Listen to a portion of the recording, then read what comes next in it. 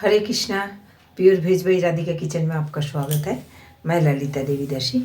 अभी पुत्रदा एकादशी आने वाली है, तो चलिए सुनते हैं पुत्रदा एकादशी के क्या विधि है, क्या विधान है। महाराज युधिष्ठिर भगवान श्री कृष्ण से कहते हैं, पोष महीना को पो की महीना हिंदी में बोलते हैं। पोष महीना की शुक्ल पक्ष की जो एकादशी आती है उसका क्या नाम है, उस एकादशी का क्या विधि है कि विधान है, क्या विधान है और किस देवता को पूजे जाते हैं।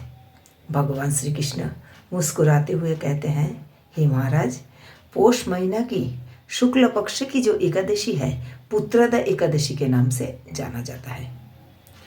महापाप विनाशक एकादशी है ये, पुण्यदाता कामदा प्रदान करने वाली एकादशी है ये एकादशी बहुत ही महत्वपूर्ण है।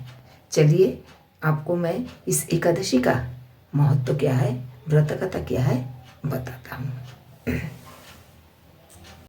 भद्रपति पुरी में शुकोतेनु नाम का एक राजा था और उनकी रानी का नाम शोइबो था। राजा दंपति बहुत ही सुख शांति से जीवन व्यतीत कर रहे थे। राजा के राज्य में कोई कमी नहीं थी, प्रजा बड़ी सुख शांति से रहते थे और राजा प्रजा की देखभाल बहुत अच्छे तरह करते थे। धार्मिक कथाएं भी बहुत होती थी, लेकिन राजा के मन में कोई सुख नहीं था, कोई शांति नहीं थी, क्योंकि राजा निसंतान थे।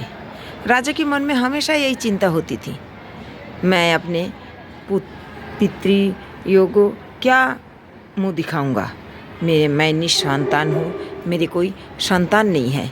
इसीलिए राजा बहुत दुखी थे। यही सोच के उन्होंने एक दिन उनके मन में आया कि मैं आत्महत्या कर लूँ। लेकिन राजा बड़ा पुण्यवान व्यक्ति थे, इसीलिए उन्होंने सोचा आत्महत्या करना महापाप है। तो यही सोच के राजा एक दिन वन में निकल गए। राजा वन में घूमते घूमते बहुत दूर तक पहुँचे और सारा दिन भूखे प्यास में उन्होंने दूर से देखा एक सरोवर के पार में जो साधु सन्यासी लोग हैं वेद पाठ कर रहे थे। राजा उनके पास गए, जाके राजा को देख के साधु सन्यासी लोग बोले, हे राजन, आप इतने दुखी क्यों हैं, आपका क्या कष्ट है, हमें बताइए। राजा बहुत दुखी होके बोले, देखिए, मेरे राज्य में कोई सुख की कमी नहीं है, कोई धन दौलत की कमी नहीं है, परंतु मैं निसंतान हूँ, मेरा कोई पुत्र नहीं है। मैं इतना धन दौलत कमा के भी मेरा कोई मन में शांति नहीं, क्योंकि मैं अपने पितृजों को क्या मुंह दिखाऊंगा, मेरा वंश कैसे उद्धार होगा। फिर जो मुनि ऋषि सरोवर के पार में बैठ के वेद पाठ कर रहे थे, उन्होंने बोला, हे राजन, आप चिंता मत करो, आज से 5 दिन के बाद माघ महीना आने वाली है और अभी पोष महीना की शुक्ल पक्ष की पुत्रदा एकादशी है आज, तो आप बहुत पुण्य वाले दिन में आए हो। आप ऐसा करो, बहुत निष्ठा से इस पुत्रदा एकादशी का पालन करो, जरूर आपके मन में शांति आएगी, आपकी दुविधा दूर होगी। राजा सारा दिन तो भूखा प्यासा ही था, कुछ खाए नहीं, बहुत श्रद्धापूर्वक पुत्रदा एकादशी का व्रत पालन किए। उसके फल से उनके घर में संतान हुई। राजा के मन में बहुत सुख शांति, और राजा ने अपने पुत्र को अपने राज्य पूरा दान करके परलोक सिधार गए। देखिए, पुत्रदा एकादशी का बहुत ही महत्वपूर्ण है। हरे कृष्ण। আমি এখন হিন্দিতে বললাম, এখন আমি বাংলায় বলছি। কয়েকদিন পরেই আসবে পুত্রদা একাদশী। পুত্রদা একাদশী মহারাজ যুধিষ্ঠির ভগবান শ্রীকৃষ্ণকে বলছেন, পুত্রদা একাদশীর কি মহত্ব, কি পূজা, কি ফল হয় এই পুত্রদা একাদশীর ব্রত করলে। মহারাজ ভগবান শ্রীকৃষ্ণ একটু হেসে বলছেন, হে মহারাজ শোনো, পুত্রদা একাদশীর মাহাত্ম্য আমি তোমাকে বলছি। পুত্রদা একাদশী এতই মহত্বপূর্ণ যে এই একাদশীর অধিষ্ঠার দেবতা হলেন নারায়ণ। ত্রিলোকে এর মতন শ্রেষ্ঠ ব্রত আর নেই। এই ব্রত যে করে তাকে নারায়ণ বিদ্বান ও যশস্বী করে তোলেন। এখন আমার কাছে এই ব্রতের মহত্ব শ্রবণ করুন। ভদ্রবতীপুরীতে সুকেকেতু নামে এক রাজা ছিল। তার রানীর নাম ছিল শৈব। রাজা দম্পতি খুব সুখে জীবনযাপন করছিলেন। ওদের রাজ্যে কোনো অভাব অনটন ছিল না। ধর্ম কর্মের অনুষ্ঠানও অনেক করতেন। কিন্তু রাজার মনে একটাই দুশ্চিন্তা ছিল, একটাই দুঃখ ছিল, তার কোনো সন্তান ছিল না। তাই সকল ঐশ্বর্যবান হয়েও পুত্রহীন রাজার মনে কোনো সুখ ছিল না। তিনি ভাবতেন, পুত্রহীনের জন্ম বৃথা ও গৃহশূন্য।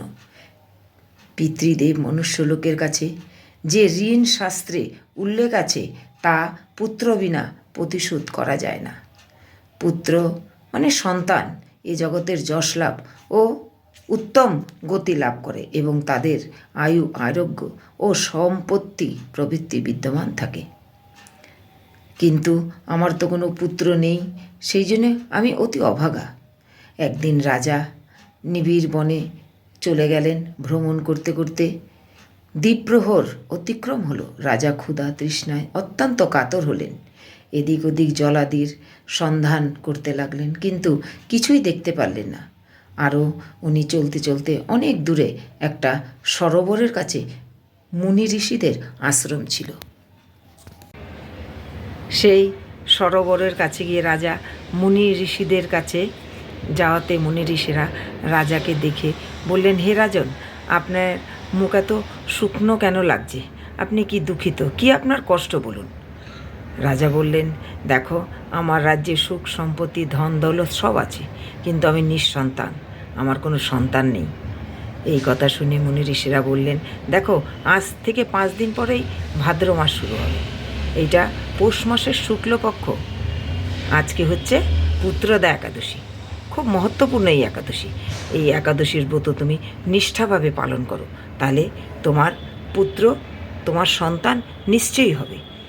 রাজা মুনি ঋষিদের কথা শুনে সেই দিন তো সারাদিন ক্ষুধার্ত ছিলই, তো সেই ব্রত খুব, পুত্রদা একাদশীর ব্রত খুব নিষ্ঠা সহকারে পালন করাতে ওনার ঘরে সন্তান হলো। উনি সন্তানহীন থেকে মুক্ত হলেন। রাজা ছেলে সন্তান বড় হলে তাকে রাজত্ব দিয়ে স্বর্গলোকে চলে গেলেন। এই হচ্ছে পুত্রদা একাদশী। নিঃসন্তানদের খুব নিষ্ঠা সহকারে, নিঃসন্তান যারা এই একাদশী করবে তাদের ঘরে নিশ্চয়ই সন্তান হবে। আর সন্তান বিনা ঘর শূন্য। সেই জন্যেই সবাই আমাদের কারো সন্তান থাকুক আর না থাকুক, একাদশীর ব্রত খুব নিষ্ঠা সহকারে পালন করা দরকার। একাদশীর ব্রত এমন একটা হচ্ছে, আপনি এই ব্রত করে যা চাইবেন তাই পেবেন।